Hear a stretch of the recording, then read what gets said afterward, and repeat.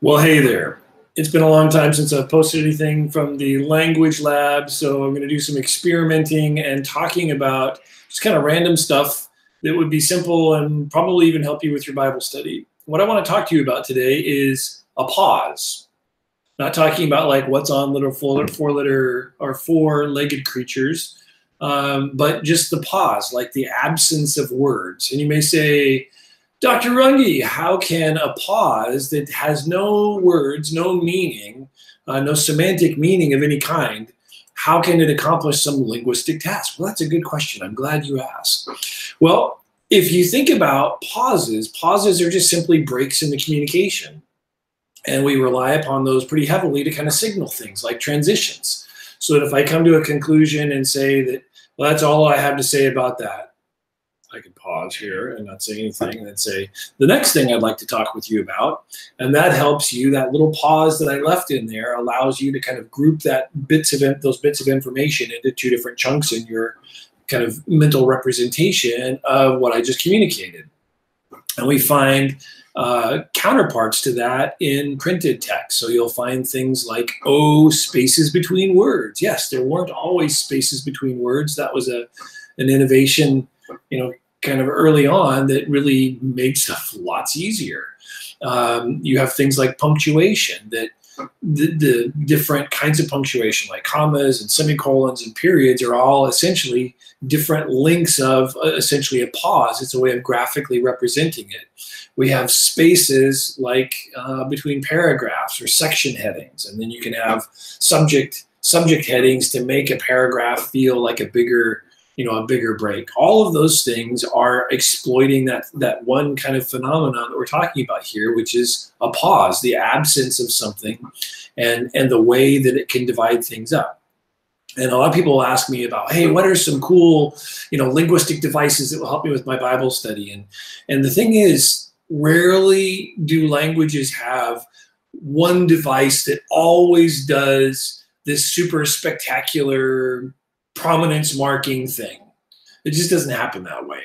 What you most often will find is languages will take some kind of normal standard piece and reuse it in a context where it's not necessary. So let's go ahead and take a look at what happens with a break or a pause. What happens if I use a pause in a place where it doesn't belong?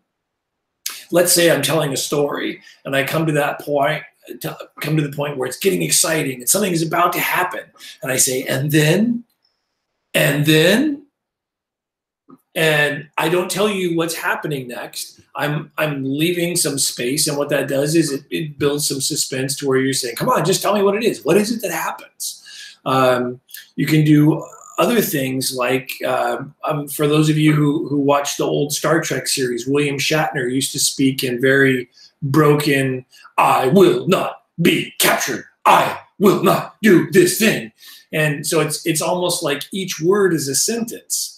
And it would irritate me, but I mean, it worked for him, and he was able to reinvent himself a number of different times and one of Order of Canada, but that's beside the point. I digress. The point is, those using a break in those contexts still accomplishes something by the very fact that it doesn't belong there. That's why, since spaces are associated with sentences, when he has each word spaced like that, it makes it feel like each word is, well, its own sentence.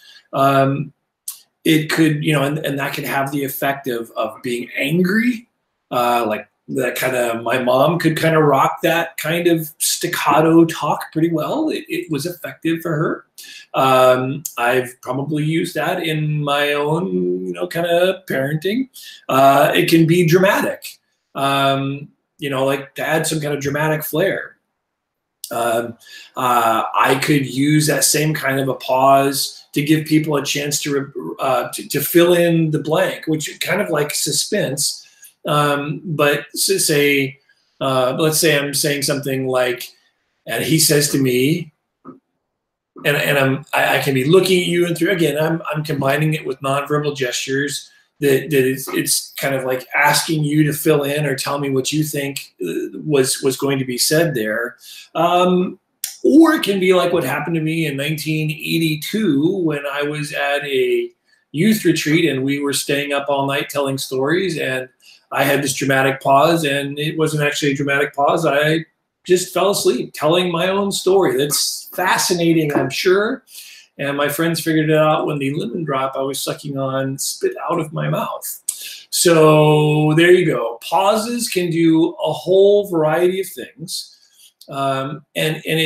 That same principle applies to a number of different areas and to actual words.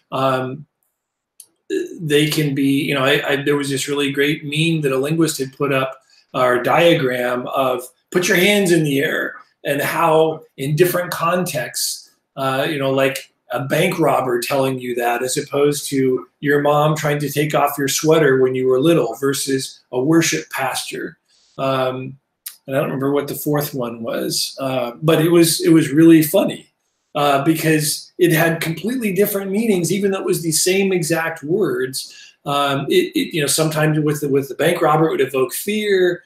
It was a DJ. Yeah, put your hands in the air. It's like, kind of throw yourself over to the dancing. For those of you who dance, I'm saying that I'm encouraging or endorsing that. But the point is, you can have, it's the context that makes a difference, and that's something we really need to take a kind of a closer look at and slow down, especially as we're thinking about Bible study and you're thinking about, I want to know what this Greek word means. And it doesn't mean that it can mean anything, that it can have 50 different meanings. It can't.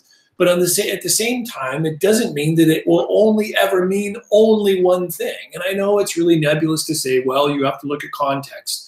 But I'm hoping over the next couple of weeks and months and maybe years, we'll be looking more at what are those kinds of contextual factors that make a difference, and then how can I figure them in?